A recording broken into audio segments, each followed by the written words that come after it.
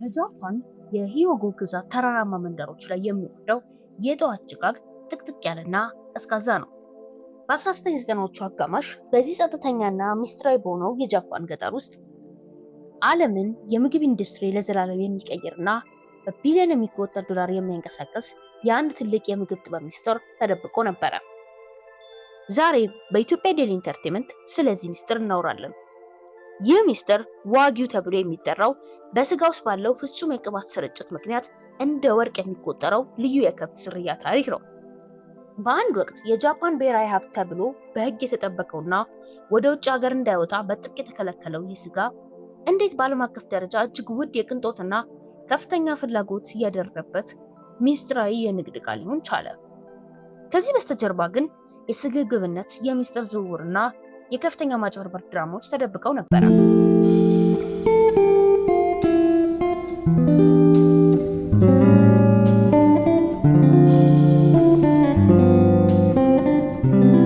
ታሪካችን የሚጀምረው በ1990ዎቹ አጋማሽ በቶኪዮ የግብርና ሚኒስቴር እና የጃፓን የከብት አርቢዎች ማህበር የኋላ መተላለፊያ ላይ በሚገኝ አንድ የውሳኔ ክፍል ውስጥ ነው። ክፍሉ የድሮ የጃፓን ወረቀት ግድግዳዎች ያሉት ሲሆን በአየር ላይ የፓርላማ ክርክሮችና የድንበር ጥበቃ ስጋቶች ይንቀሳቀሳሉ። እድሜያቸው በሳል የሆኑት የጃፓን የዘረመል ሳይንቲስቶችና የመንግስት ባለስልጣናት በጠረጴዛው ላይ የተዘረጉትን የከብት የዘር ሐረግ መዝገቦች በጥንቃቄ ይመረምራሉ። የጃፓን መንግስት ተራ ነጋዴ አይደለም። እርሻዎችን፣ የሀገሪቱን የባህል የበላይነትና የዓለም አቀፍ ገዢዎች ፍላጎት በጥልቅ የተረዳ ስልታዊ አካል ነው። በወቅቱ የጃፓን መንግስት የዋጊ ከብቶችን በተለይም የታዋቂው የኮቤይ ዝርያዎችን እንደ ብሔራዊ ውድ ሀብት ይመለከታቸው ነበር። እነዚህ ከብቶች በንጹህ ተራራማ አየር ውስጥ ልዩ ጥራጥሬዎችን እየተመገቡ በጥንቃቄ ቁጥጥር በሚደረግበት የእርባታ ስነ ስርዓት ያድጋሉ። ይህ በእንክብካቤ በስጋቸው ውስጥ ኢንትራማስኩላር ፋት ወይንም የቅባት መስመሮች እንደ በረዶ እንዲሰራጩ ያደርጋል። ይህንን ስጋ በምጣድ ላይ ሲያስቀምጡት ቅባቱ በክፍል ሙቀት ውስጥ መቅለጥ ይጀምራል።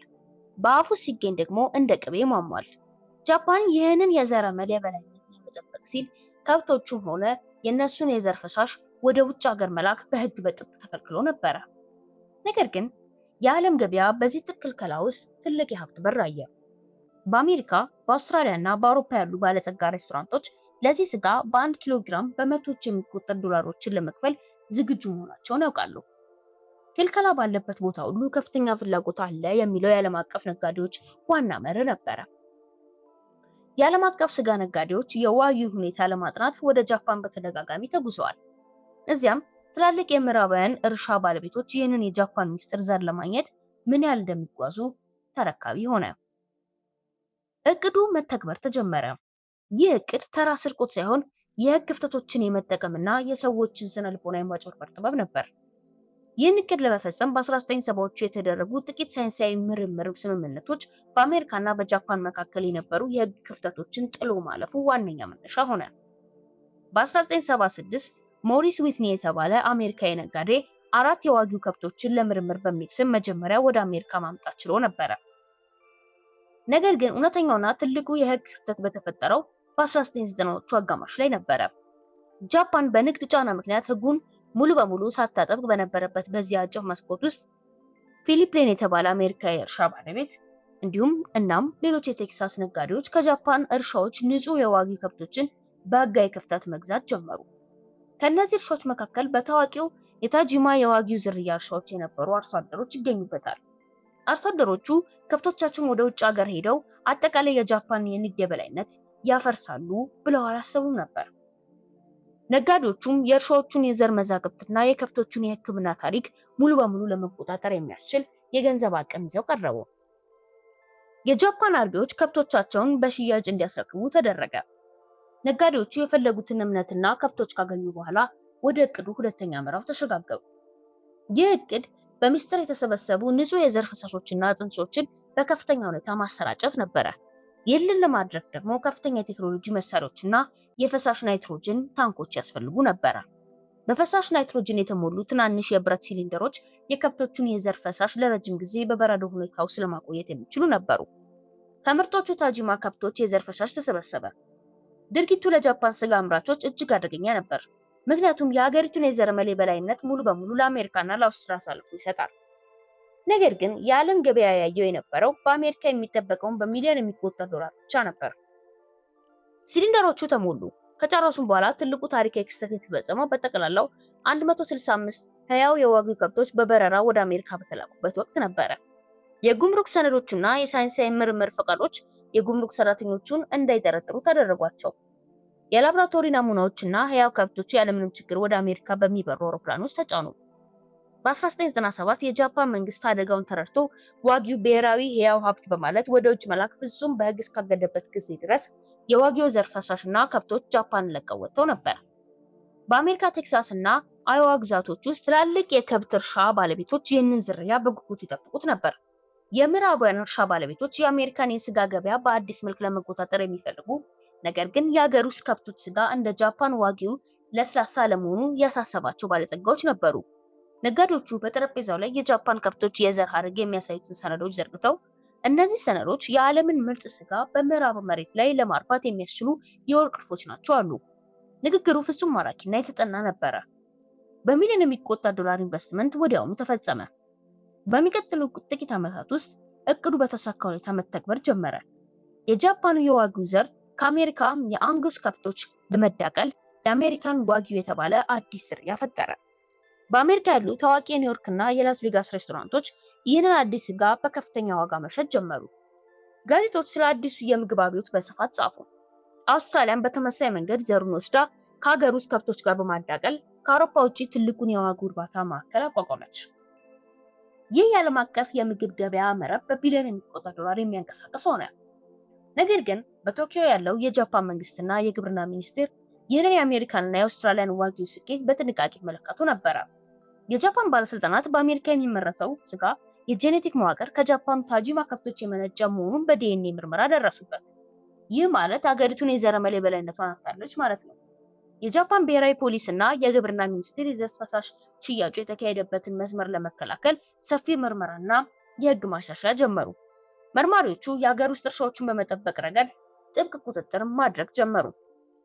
ይህ በጃፓን አርቢዎች ላይ የፈጠረው የስነ ልቦና ስብራት ከባድ ነበር።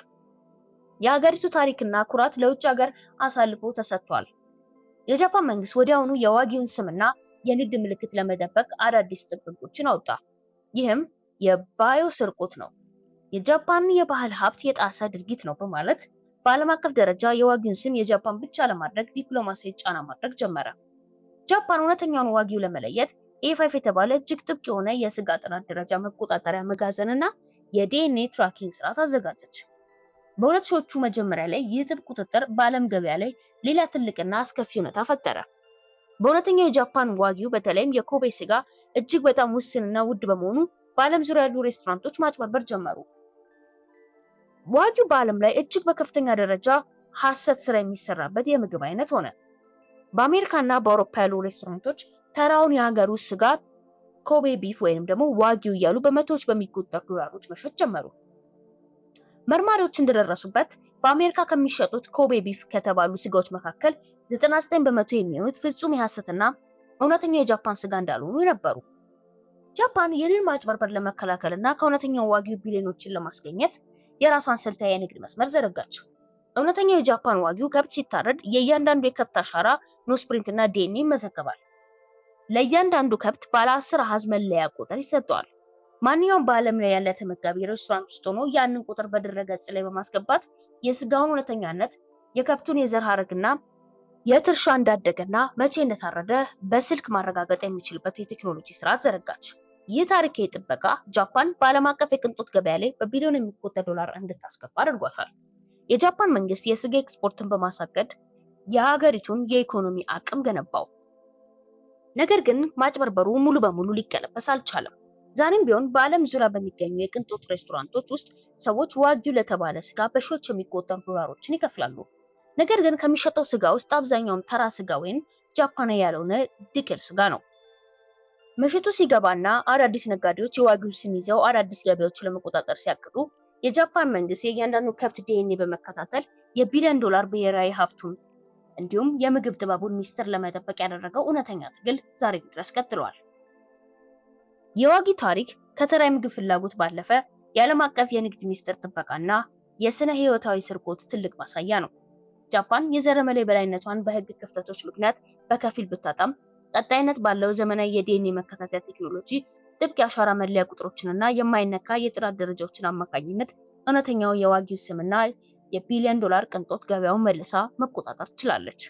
ዛሬም ድረስ በዓለም ዙሪያ ከፍተኛ የሀብት ሰት ስጋ ማጭበርበር ቢኖርበትም እውነተኛው የጃፓን ዋጊው በሳይንስና በባህል ጥምረት የተጠበቀ የዓለም የምግብ ጥበብ ቁንጮ ሆኖ ቀጥሏል።